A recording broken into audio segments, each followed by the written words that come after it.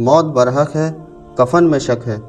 موت کے بارے میں یہ نہیں کہا کہ تمہیں ایک دن موت آئے گی، بلکہ فرمایا کلو نفس ذائقۃ الموت، کہ تم میں سے ہر ایک نے موت کا مزہ چکھنا ہے۔ ذائقہ یا تو میٹھا ہوتا ہے یا پھر کڑوا ہوتا ہے۔ نیک لوگوں کے لیے موت میٹھی ہوگی اور برے لوگوں کے لیے سخت کڑوی ہوگی۔ اس لیے آج اس موت کی تیاری کرنے کا وقت ہے۔ کسی بزرگ نے کیا اچھی بات کہی، فرمایا کرتے تھے، اے دوست، موت برحق ہے لیکن کفن کے ملنے میں شک ہے۔ کیا معلوم کس حال میں موت آئے، کوئی کفن دینے والا بھی پاس ہو کہ نہ ہو۔ چنانچہ ہم نے ایک آدمی کی بات سنی کہ اسے دشمنوں نے قتل کر کے نہر میں پھینک دیا۔ بہت دنوں تک اس کی لاش پانی میں رہی، پھول گئی، حتیٰ کہ اس کی لاش کو جب نکالا گیا تو شناخت کرنا مشکل تھا۔ پولیس والوں نے قریبی بستی والوں کے حوالے کر دیا کہ مسلمان نظر آتا ہے، تم اس کا جنازہ پڑھا دو۔ چنانچہ بستی والوں نے اسے نہلا تو دیا، لیکن ساتھ ہی یہ اعلان بھی کر دیا کہ ایک لاوارث لاش ہے، اس کا کفن خریدنا ہے۔ اس کے کفن میں جو آدمی حصہ ڈالنا چاہے وہ لائے۔ چنانچہ کوئی آدمی 10 روپے لایا، کوئی 20 لایا۔ چنانچہ اس کے لیے کفن خریدا گیا اور اس کو دفن کرنے کا انتظام کیا گیا۔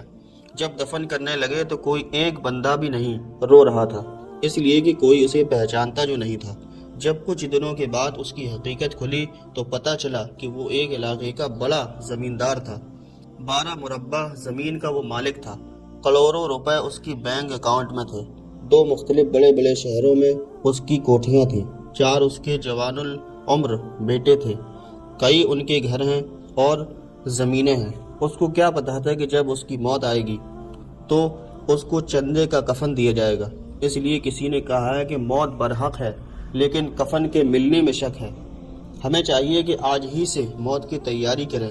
یہ اصولی بات یاد رکھیے کہ جس کی زندگی محمود اس کی موت بھی محمود، اور جس کی زندگی مذموم اس کی موت بھی مذموم۔ اگر ہم نیکی والی زندگی گزاریں گے تو اللہ تعالیٰ نیکوں والی زندگی عطا فرمائیں گے۔ یہ کیسے ممکن ہے کہ ایک آدمی فاسق و فاجر والی زندگی گزارے اور بایزید بستانی اور جنید بغدادی جیسی موت آ جائے؟ ہرگز نہیں ہو سکتا۔ ہمیں آج بھی اپنی زندگی کا جائزہ لینے کی ضرورت ہے۔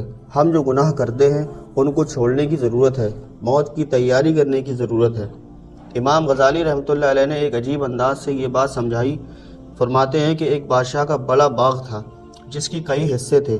اس نے ایک آدمی کو بلایا اور اس کے ہاتھ میں ایک ٹوکری تھما دی اور کہا کہ میرے باغ میں داخل ہو جاؤ اور بہترین پھلوں سے ٹوکری بھر کر لاؤ، بڑا انعام ملے گا، مگر شرط یہ ہے کہ جب اندر سے گزر کر آ جاؤ تو تمہیں دوبارہ واپس جانے کی اجازت نہیں ہوگی۔ اس نے کہا چلو یہ تو کوئی بڑی بات نہیں۔ وہ لے کر اس ٹوکری کو چل پڑا، ایک طرف سے دروازے میں داخل ہوا، دیکھا کہ اس کے اندر پھل ہے مگر پسند نہ آئے۔ اگلے درجے میں داخل ہوا، یہاں پھل پہلے سے بہتر تھے، سوچنے لگا کچھ توڑ لوں، کہنے لگا اگلے درجے سے توڑ لوں گا، پھل یہاں بھی کچھ بہتر تھے، پھر اگلے درجے میں بہت بہتر تھے اور اس سے اگلے والے درجے میں بہت ہی بہتر تھے۔ یہاں دل میں خیال آیا کہ اب تو میں کچھ پھل توڑ لوں، پھر سوچنے لگا کہ آگے سب سے بہتر پھل توڑوں گا۔ جب اگلے اور آخری درجے میں داخل ہوا تو کیا دیکھتا ہے، وہاں پر تو کسی بھی درخت پر پھل نہیں ہے۔